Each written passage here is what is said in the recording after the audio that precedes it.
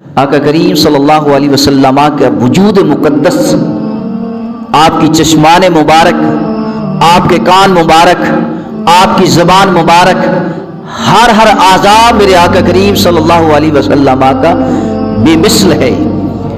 یہی وہ آنکھ تھی نا، آنکھ تو اللہ کریم نے ہر نبی کو عطا کی ہے، آنکھ تو اللہ کریم نے ہر انسان کو عطا فرمائی ہے، لیکن وہ کون سی آنکھ تھی کہ جس آنکھ نے بے پردہ خدا کے جلووں کا نظارہ کیا ہے؟ آخر یہ آنکھ ہے نا۔ فرمایا انی ارا ما لا ترون، جو کچھ میں دیکھ سکتا ہوں تم نہیں دیکھ سکتے۔ سارے انبیاء حضرت آدم علیہ السلام سے لے کر حضرت عیسیٰ علیہ السلام تک یہ منصب ہے، یہ مقام ہے نبوت، مقام نبوت یہ ایک مقام ہے، یہ مرتبہ ہے، یہ منصب ہے۔ لیکن اس کے باوجود حضرت موسیٰ نے جب عرض کی مولا میں تیرا دیدار کرنا چاہتا ہوں، تو اللہ کریم نے فوراً کہا لن ترانی، تو میرا دیدار نہیں کر سکتا۔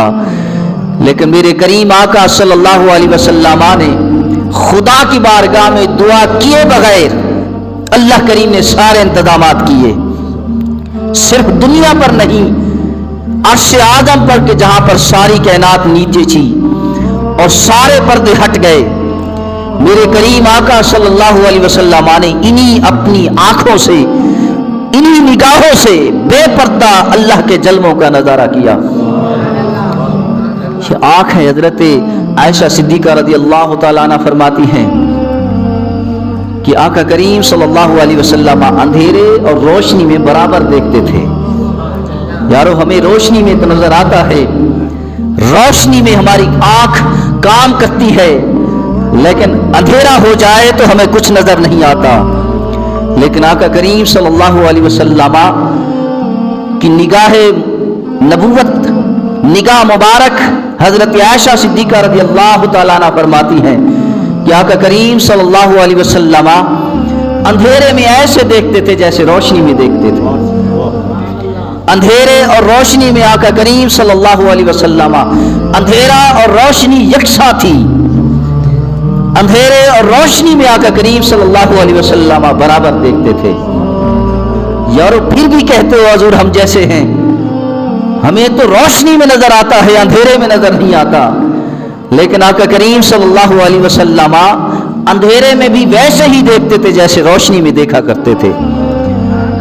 یارو پھر بھی کہتے ہو حضور ہم جیسے ہیں کہ جن جلووں کو انبیاء کی نگاہیں تاپ نہ لا سکیں، انہی جلووں کو میرے کریم آقا کی نگاہوں نے نظارہ کیا ہے۔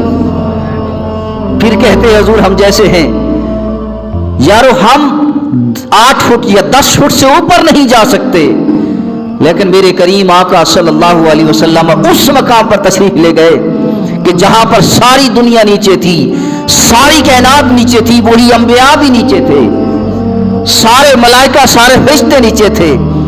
جو ہر نبی کے پاس وحی لانے والا ہے جبرائیل، جناب جبرائیل جو آسمانوں پر رہنے والا، جنت میں رہنے والا، سارے فرشتوں کا سردار، وہ سارے فرشتے بھی اور جبرائیل بھی نیچے تھا۔